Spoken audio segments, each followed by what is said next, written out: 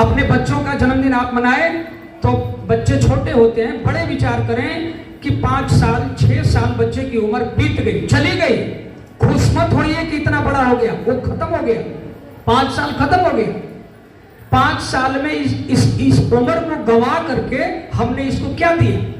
इसका गुण, स्वभाव, चिंतन, चरित्र, आदतें कितनी शानदार हुई।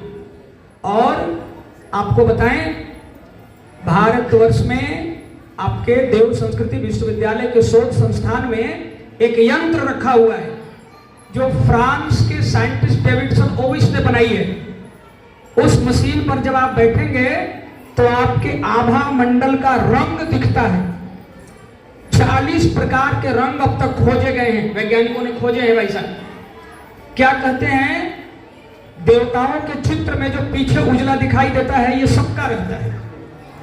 जन्म के समय बचपन में सबका ऐसा ही रहता है, लेकिन जैसे जैसे उम्र बढ़ती है, यदि हमने अपने आचरण, चिंतन, चरित्र और व्यवहार को संभाल के नहीं रखा तो इसका रंग बदलने लगता है। अंततः ये काला तक हो जाता है। ये भयानक स्थिति है। हमारे ऋषि गणों की आंखें इसी को देख लेती थी और किसी को भी बता देती थी कि इसकी आयु अब कितनी बची है।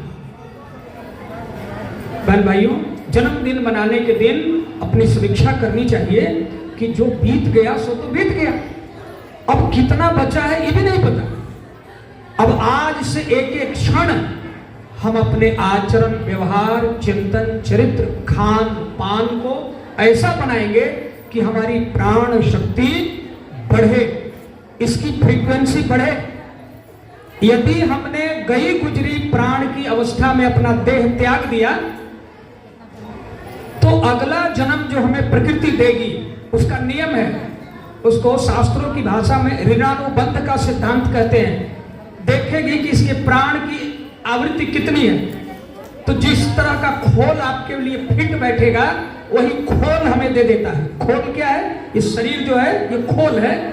कुत्ते का खोल, बिल्ली का खोल, मच्छर का खोल, नाली के कीड़े का खोल, पक्षियों का खोल, वृक्ष वनस्पतियों का खोल, ये सब इसके प्राचीन समय में प्राण को मापने की इकाई थी जिसको कला कहते हैं। राम 12 कलाओं के, भगवान श्री कृष्ण 16 कलाओं के, भगवान बुद्ध 20 कलाओं के, पशु पक्षी 1.5 से 2 कलाओं के, सामान्य पशु चौपाए ये 2.5 से 3 के आसपास होते हैं। मनुष्य 4 से 5 कलाओं के बीच का प्राणी होता है। लेकिन यदि इसने अपनी योग्यता बढ़ा ली अपने प्राण की, भगवान परशुराम 7 कलाओं के थे।